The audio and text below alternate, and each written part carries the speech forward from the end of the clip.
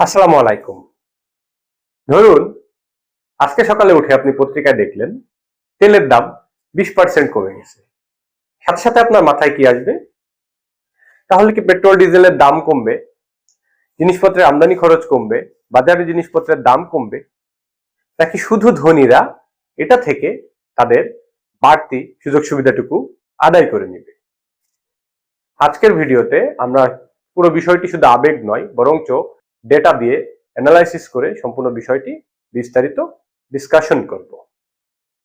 ভিডিওটির শেষ পর্যন্ত দেখলে আপনারা বুঝতে পারবেন তেলের দাম কমা সব সময় কেন আমাদের জন্য সুখকর নয়। অনেকে মনে করেন তেলের দাম আসলে সরকার নির্ধারণ করে, কিন্তু না, তেলের দাম আসলে নির্ধারণ হয় বিশ্ব স্টক মার্কেটের বর্তমান স্টক, সাপ্লাই এবং ডিমান্ডের উপরে বেস করে সারা বিশ্বে তেলের দাম নির্ধারণ করা হয়। মূলত চারটা বিষয় তেলের দামের নির্ধারণে ভূমিকা রাখে: চাহিদা, যোগান, বিশ্ব ভূরাজনীতি এবং ভবিষ্যৎ আশঙ্কা। উদাহরণ দেই, যদি বাজারে একটা গুজব রটে যে আগামী সপ্তাহ থেকে বিশ্বে একটা যুদ্ধ শুরু হবে, হু হু করে দেখবেন তেলের দাম বেড়ে যাবে। আবার যদি বাজারে একটা গুজব রটে বিশ্ব বাজারে তেলের মজুদ তার চাহিদার তুলনায় অনেক বেশি, তাহলে দেখবেন হুট করে তেলের দাম কমে গিয়েছে। এখন আসুন আমরা আলোচনা করি তেলের দাম 20% কেন কমে গেল, বা তেলের দাম 20% বিশ্ববাজারে কেন হ্রাস পেল।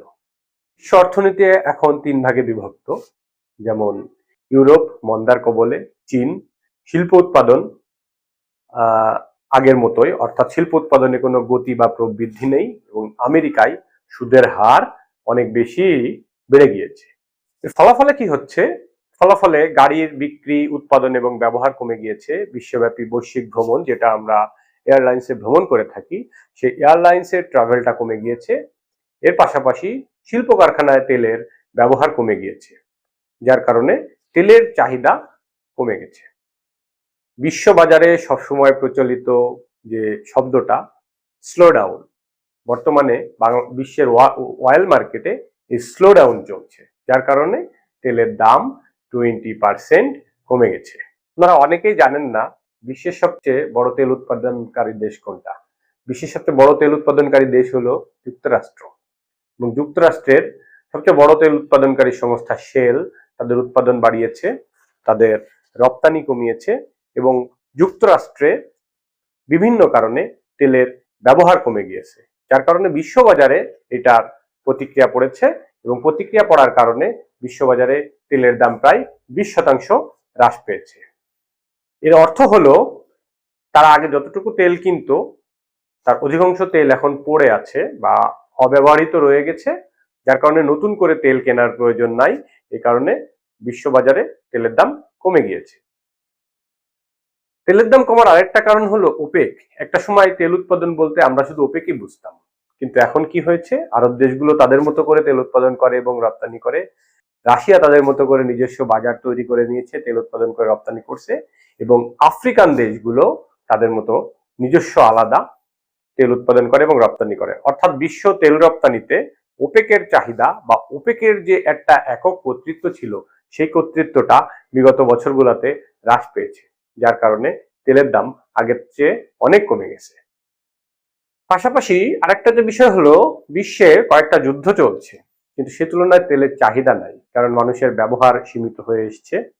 এর পাশাপাশি আমরা সম্প্রতি দেখতে পাই যে নতুন ধরনের প্রযুক্তি সম্বলিত গাড়ি, অর্থাৎ হাইব্রিড গাড়ি বা ব্যাটারি চালিত গাড়ির উৎপাদন বেড়েছে, যার কারণে তেলের উপরে চাপ কমেছে। এছাড়া মানুষ আগের তুলনায় ব্যবহারে একটু তুচ্ছতা সাধন করছে, বা মানুষের আর্থিক ক্রয় ক্ষমতা কমে যাওয়ার কারণে, বৈশ্বিক মন্দা চলার কারণে মানুষের আর্থিক ক্রয় ক্ষমতা কমে গিয়েছে, যে কারণে মানুষের ব্যবহার বা উপযোগিতা হ্রাস পেয়েছে। এই কারণে তেলের দাম অনেকটাই নেমে এসেছে। এই প্রেক্ষিতে আসুন আমরা দেখি আমাদের পৃথিবীর বড় বড় দেশগুলো কি ভাবছে। তেলের দাম কমে গেলে সে খুশি, কারণ মুদ্রাস্ফীতি কমে।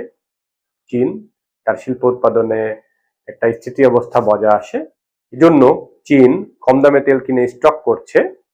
সৌদি আরব বিশ্বের সবচেয়ে অন্যতম বড় একটা তেল রপ্তানিকারক দেশ, তারা দ্বিধায় আছে, কারণ দাম বাড়ালে ক্রেতা কমে বা বিক্রি কমে যায়, বাজেট ঘাটতি হয়, এবং দাম কমালে তাদের বিক্রি বাড়ে এবং প্রচুর পরিমাণ ক্রেতা পায়। এজন্য সৌদি আরবও তেলের দাম কমিয়ে দিয়েছে। বাংলাদেশের জন্য তেলের দাম কমা একটি সুযোগ না ক্ষতির কারণ, আসুন সেটা নিয়ে আলোচনা করি। তেলের দাম কমে গেলে আমাদের ডলারের রিজার্ভ বাড়ে, অর্থাৎ ডলারের উপরে চাপ কমে, আমাদের তেলের আমদানি বাড়ে এবং ভর্তুকির চাপ কমার একটা সম্ভাবনা দেখা দেয়। এখানেই লুকিয়ে আছে একটি কঠিন ও নির্মম বাস্তবতা। বিশ্ববাজারে তেলের দাম কমলেও দেশের বাজারে তেলের দাম কেন কমে না?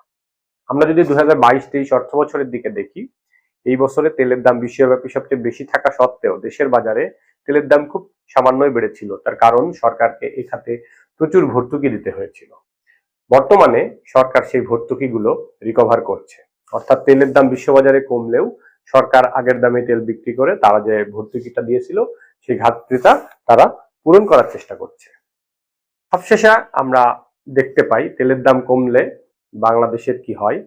এতে বাংলাদেশের লাভ খুব সীমিত, অর্থাৎ বাংলাদেশের সরকারের শুধু ঘাটতিটুকু পূরণ হয়, এর বাইরে আসলে আর কিছু হওয়ার সুযোগ নাই।